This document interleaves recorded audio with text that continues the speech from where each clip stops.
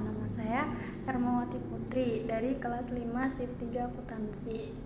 Dari video-video sebelumnya, kita kan sudah pernah bahas ya beberapa teori akuntansi seperti teori perilaku konsumen, trade-off teori, teori efisiensi pasar, teori informasi asimetris, dan teori akuntansi lainnya.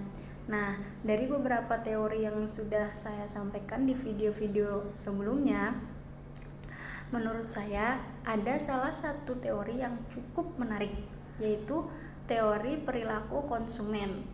Kenapa teori perilaku konsumen saya anggap menarik? Nah, kita langsung aja simak penjelasannya. Pertama, kita cari tahu dulu tuh apa pengertian dari konsumen. Konsumen itu adalah orang atau kelompok yang membeli barang atau menggunakan jasa untuk dirinya, untuk keluarganya. Intinya itu konsumen adalah orang yang mengambil nilai manfaat dari barang atau jasa tersebut. Sebelum mengonsumsi barang atau jasa tersebut, konsumen melewati beberapa tahapan. Di antara tahapan tersebut kita perlu untuk mengenal definisi perilaku konsumen itu sendiri. Nah, sebagaimana definisi istilah-istilah lain, perilaku konsumen juga mendapatkan banyak perhatian dari ahli-ahli di bidangnya. Salah satunya menurut Philip Kotler dan Kevin Keller. Pengertian perilaku konsumen menurut mereka berdua adalah bagaimana seseorang, baik secara individu maupun kelompok, dalam mempertimbangkan, memilih, membeli, memanfaatkan hingga melakukan evaluasi sebuah produk dalam rangka memenuhi kebutuhan mereka. Sejauh mana sih perilaku seorang konsumen yang dibahas dalam studi ini atau teori ini?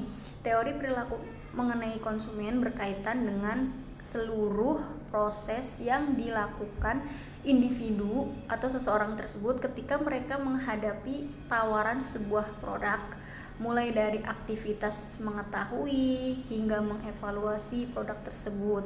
Nah, di samping itu, proses pengambilan keputusan untuk menghabiskan uang, waktu, dan tenaganya seorang pelanggan juga menjadi bagian dari perilaku ini. Faktor-faktor yang mempengaruhi perilaku konsumen. Ada beberapa kategori yang menjadi faktor dalam mempengaruhi perilaku seorang konsumen. 4 kategori umum tersebut adalah sosial, budaya, pribadi, dan psikologis. Untuk penjelasannya masing-masing adalah pertama yaitu ada sosial. Salah satu faktor yang mempengaruhi perilaku konsumen adalah aspek lingkungan sosial.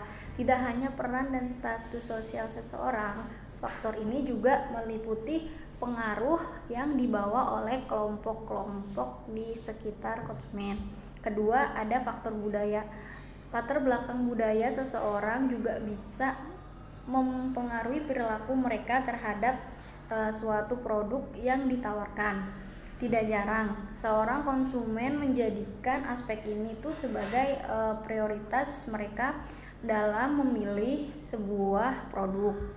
Aspek budaya yang dimaksud bisa meliputi adat, agama, ras, hingga stratifikasi sosial.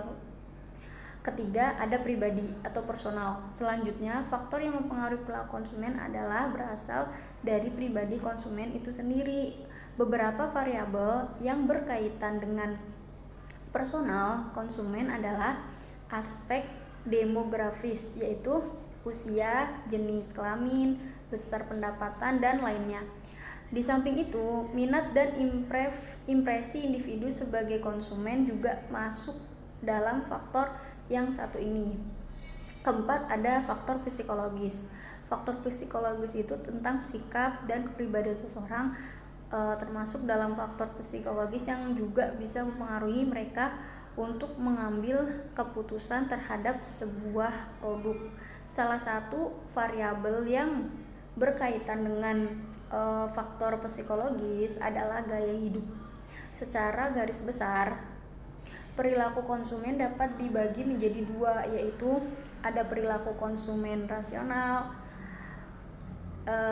Penjelasannya menurut KBBI, rasional itu berarti menurut pikiran dan pertimbangan yang logis. Dalam melakukan konsumsi, konsumen dapat melakukannya secara rasional. Kegiatan konsumsi yang dilakukan tersebut dapat dikatakan rasional apabila pertama, produk yang dikonsumsinya itu dapat memberikan rasa puas gitu dan memiliki nilai guna yang optimal. Kedua tuh, produk tersebut tuh betul-betul dibutuhkan konsumen tersebut, bukan hanya keinginannya aja gitu. Ketiga, ada konsumen itu mempertimbangkan kualitas produk yang dibeli gitu, yang terjamin. Keempat, konsumen itu mempertimbangkan kemampuan ekonominya sebelum melakukan transaksi. Misal dia nggak punya uang, tapi dia nggak bisa memaksakan untuk membeli itu. Nah, kedua, ada perilaku konsumen rasional, yaitu lawan kata dari rasional. Ini tuh kebalikannya dari rasional tadi. Kalau irasional itu berarti tidak berdasarkan akal, maksudnya tuh yang tidak sehat gitu. Ternyata dalam melakukan kegiatan konsumsi, konsumen juga loh dapat bertindak irasional. Kayak sebuah kegiatan konsumsi dapat dikatakan irasional tuh apabila pertama, konsumen tuh membeli produk karena tertarik gitu pada promosi sama iklannya, bukan berdasarkan apa yang dibutuhin gitu. Terus yang kedua tuh ada konsumen tuh hanya mau menggunakan merek terkenal. Ketiga, konsumen hanya membeli produk demi gengsi. Contoh perilaku konsumen adalah ketika seseorang ingin membeli sayur, misalnya nih, ini contohnya aja ya, ada beberapa hal yang bisa mereka jadikan prioritas dalam transaksi tersebut. Teori ini juga memperkenalkan kalian kepada beberapa jenis konsumen yang berbeda. Jika mereka memperhatikan mutu atau kualitas produk, maka konsumen tersebut cenderung tuh tidak mempermasalahkan nominal yang dibanderol demi mendapatkan kualitas sayur yang baik dan segar. Jadi itu sebaliknya, jika seorang konsumen lain sangat memperhatikan harga barang, maka mereka tuh kadang nggak memilih produk serupa dengan harga yang lebih rendah. Kualitas sayur yang segar tidak akan menjadi masalah selama bahan tersebut itu masih layak untuk diolah. Nah, dari penjelasan tadi kita paham kan kenapa teori perilaku konsumen ini menarik. Karena teori ini tuh bahas tentang perilaku seseorang atau kelompok dalam membelanjakan uangnya, waktunya dalam mendapatkan suatu barang atau jasa. Nah, sekian video kali ini. Saya tutup dengan alhamdulillah.